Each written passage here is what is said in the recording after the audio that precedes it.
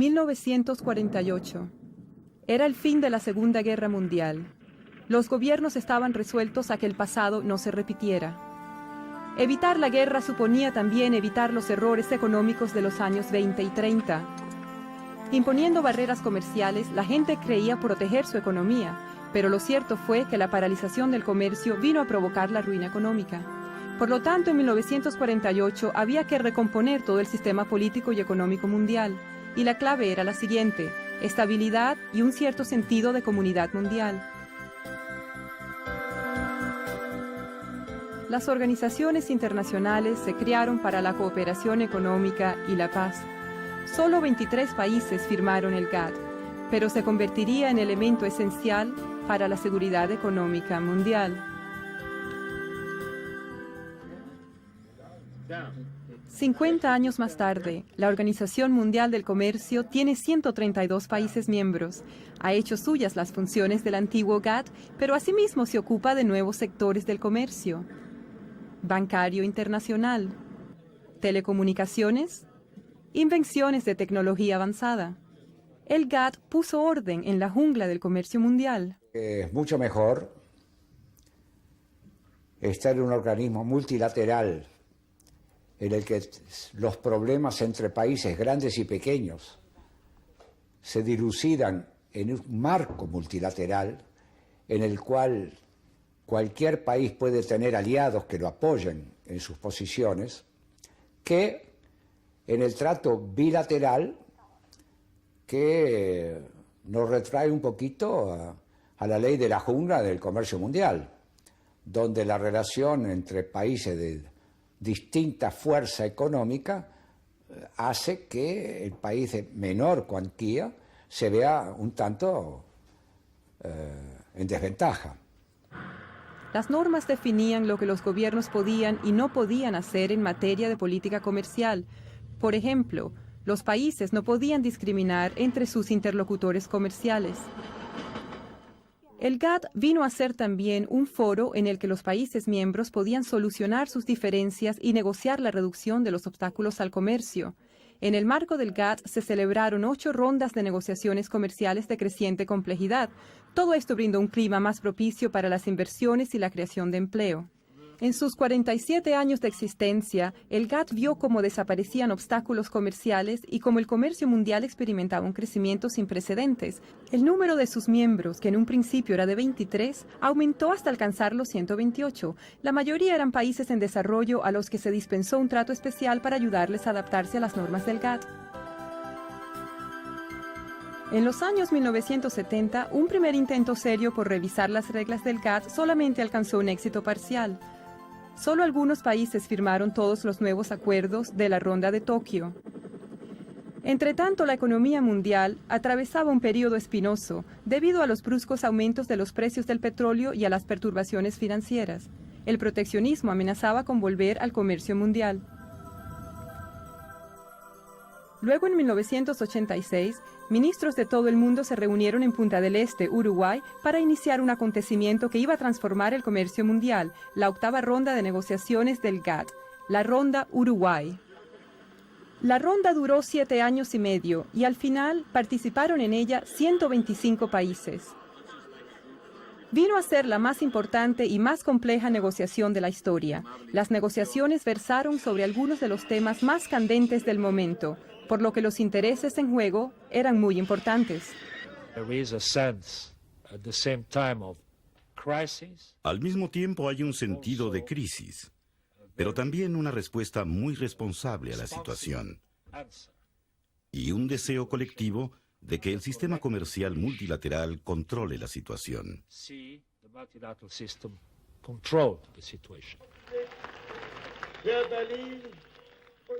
Durante ese tiempo, el mundo experimentó modificaciones de naturaleza aún más política y económica. Caían los muros de la Europa Oriental y el antiguo bloque soviético, cuyas economías se orientaban hacia los mecanismos del mercado y el comercio internacional.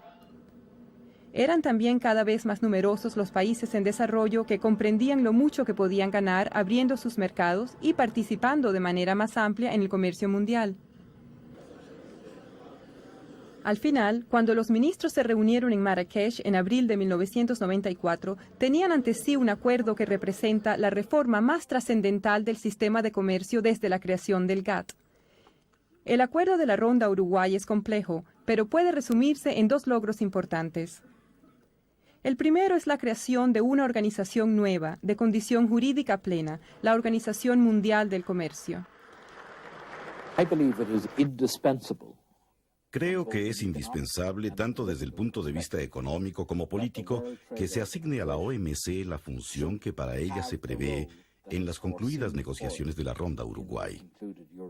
De no ser así, el mundo en el que rápidamente nos aventuraríamos sería un mundo dividido, de bloques de países en pugna, de esferas de influencia en pos del tipo de ventajas que en otro tiempo condujeron a guerras y enfrentamientos.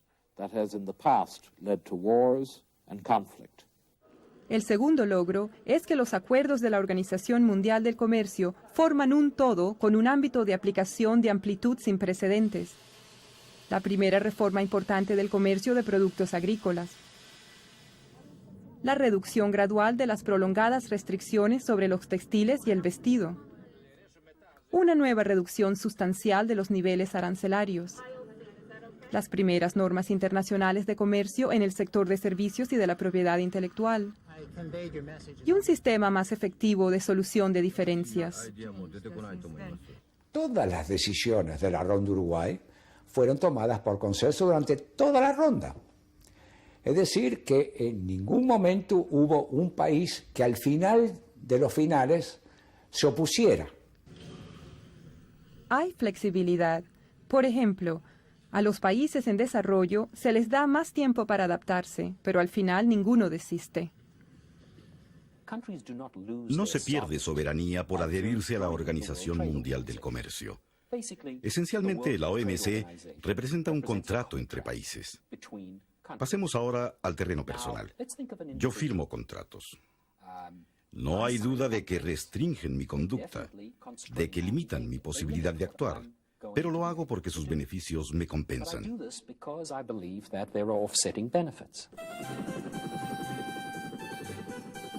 La Ronda Uruguay terminó en 1994, pero las negociaciones no se detuvieron. En 1996, la reunión ministerial de Singapur les dio un buen empuje. En 1997, como resultado de ello, se alcanzaron 3 nuevos acuerdos que abarcan mercados internacionales por valor de billones de dólares. En servicios de telecomunicaciones, en libre comercio de una amplia gama de productos de tecnología de la información, tales como los ordenadores, en servicios financieros como los bancarios y los de seguros. En esos sectores, los productos y servicios serán más económicos, de mejor calidad y de más amplia disponibilidad. En los próximos años, la OMC ha de emprender otras negociaciones. Muchas de ellas son heredadas de la Ronda Uruguay. Otras se añadieron después. Las principales negociaciones nuevas sobre agricultura, servicios y otros sectores están previstas para fines de siglo. La mayor parte de los acuerdos de la Ronda Uruguay serán sometidos a examen. Todos ellos son esenciales para mantener actualizado el sistema. Además, los miembros de la OMC están estudiando las prácticas de competencia y antimonopolio, la transparencia en la contratación pública, las inversiones y otras cuestiones más. Desean comprobar si hacen falta nuevas normas. El volumen del comercio mundial es hoy día 15 veces mayor que hace 50 años. En la mayoría de los países, el sistema de comercio ha aportado una contribución vital al crecimiento económico, al desarrollo y al progreso técnico.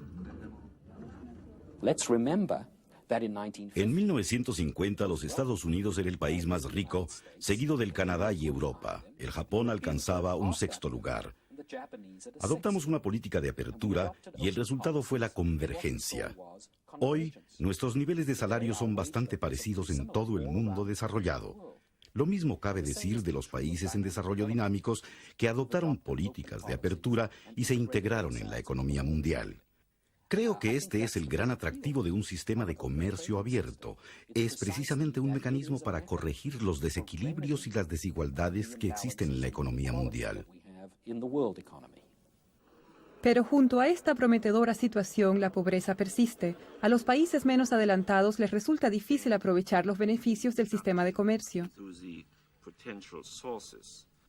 Mi país, que forma parte del grupo de los países menos adelantados, sigue con interés el proceso actual de mundialización.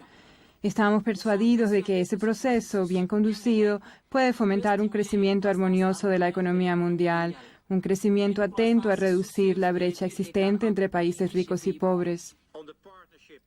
Puede hacerse más por ayudar a esos países a ponerse a la par de los demás y más se está haciendo. Recientemente, 26 países mejoraron el acceso a sus mercados para los productos exportados por los países menos adelantados.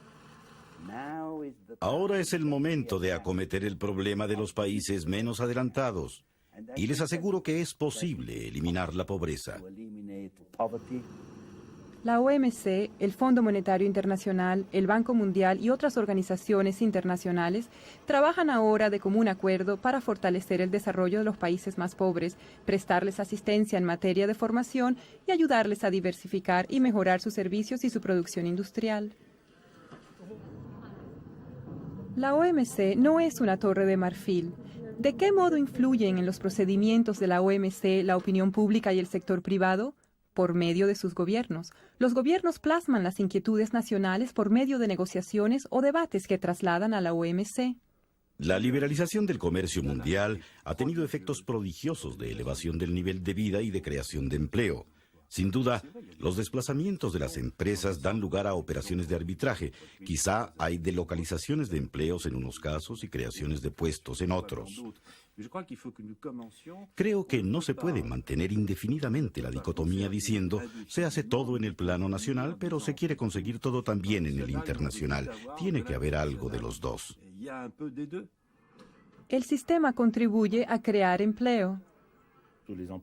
Todos los puestos de trabajo que se han creado en este decenio se deben por una parte al crecimiento. Por otra, el aumento de los salarios ha generado en los mercados un nuevo poder de compra que a su vez ha desarrollado la capacidad de las empresas que se han visto obligadas a contratar personal. Todo esto está encadenado.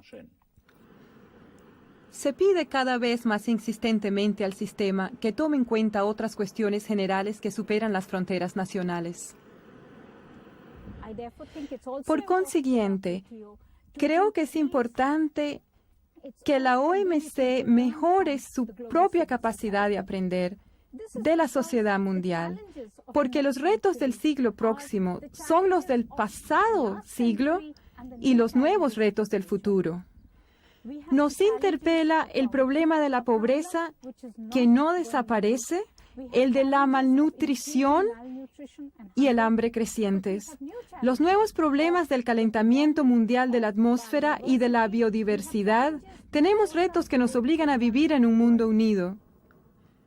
Las normas de comercio dan a los gobiernos plena libertad para proteger su medio ambiente, aplicar políticas sociales que promuevan el bienestar de su población y perseguir todos esos objetivos a través de otras organizaciones internacionales si así lo desean.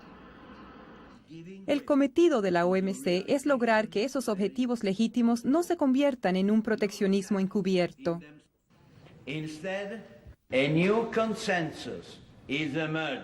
Está surgiendo un nuevo consenso en el sentido de que la liberalización del comercio y la protección del medio ambiente no solo son metas compatibles, sino que tienen que ser los dos aspectos de la misma estrategia para conseguir un desarrollo sostenible a escala mundial. De cara al futuro, la Organización Mundial del Comercio afronta varios desafíos. En primer lugar, ha de seguir el ritmo que imponen las nuevas prioridades en un entorno internacional sometido a rápidas transformaciones. Lo que no es menos importante, las nuevas tecnologías de la información hacen que el tiempo y el espacio se contraigan, tendrán para el comercio internacional efectos de grande alcance. En segundo lugar, la OMC tiene que lograr que las normas se apliquen en la mayor parte del mundo que sea posible. Y eso quiere decir que habrá que incorporar nuevos países al sistema, incluso las pocas grandes potencias comerciales que aún están fuera de él, como China y Rusia. En tercer lugar, los miembros de la OMC quieren conseguir que los grupos económicos regionales establecidos por todo el mundo apoyen el sistema mundial. Y en cuarto término, por ser de ámbito mundial, ese sistema ha de velar por los intereses de los países más pobres, de manera que ellos puedan gozar plenamente de las oportunidades que ofrece un sistema comercial vigoroso y actualizado. Y tal vez el más importante de todos, lograr que el sistema responda a las aspiraciones de la gente en cada uno de los países miembros. Estos desafíos globales no pueden resolverse con imposiciones recíprocas de políticas o valores.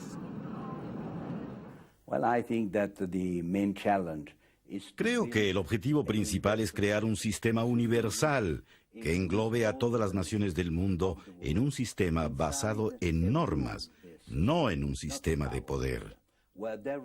Sistema en el cual las relaciones se establezcan por las normas que se han acordado conjuntamente y no sean relaciones de poder.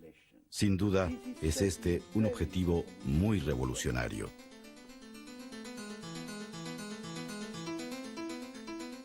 El mundo ha cambiado radicalmente en los últimos 50 años, pero no se han cambiado las opciones fundamentales que se nos presentan. Los gobiernos han aceptado la no discriminación y el consenso como la base de sus relaciones económicas. Han contribuido así a hacer del mundo un lugar más seguro.